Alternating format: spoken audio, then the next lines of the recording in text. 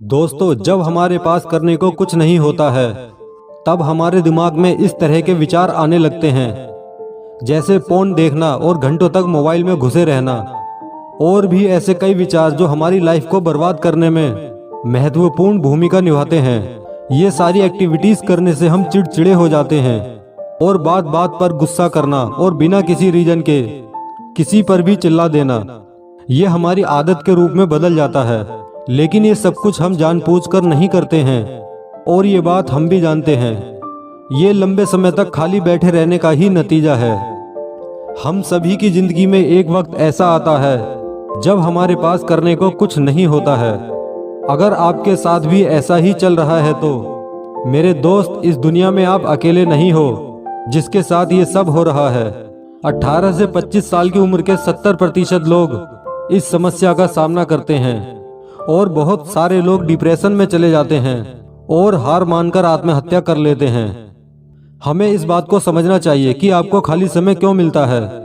तो दोस्तों, आपको यह जानकर आश्चर्य होगा कि ऐसा होने के पीछे हमारी किस्मत और प्रकृति का हाथ होता है।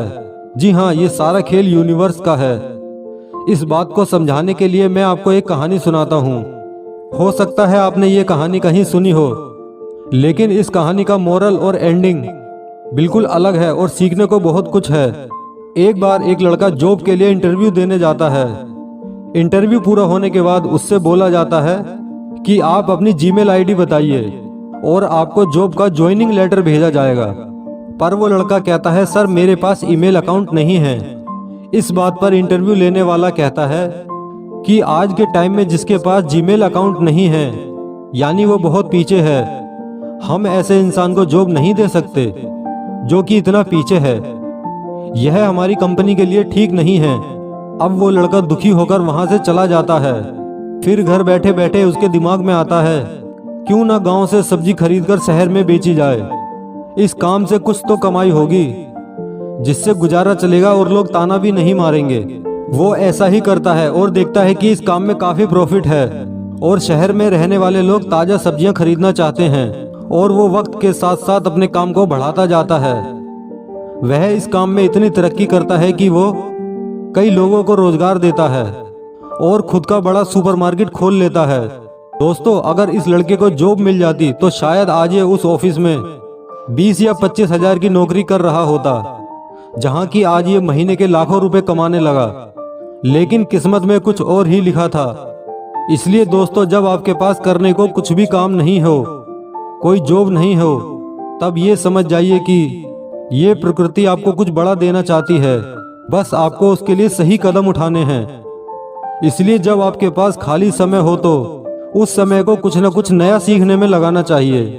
अब सवाल ये आता है कि क्या सीखने में समय लगाएं? तो इसका आंसर है कि हम सभी का एक सपना होता है।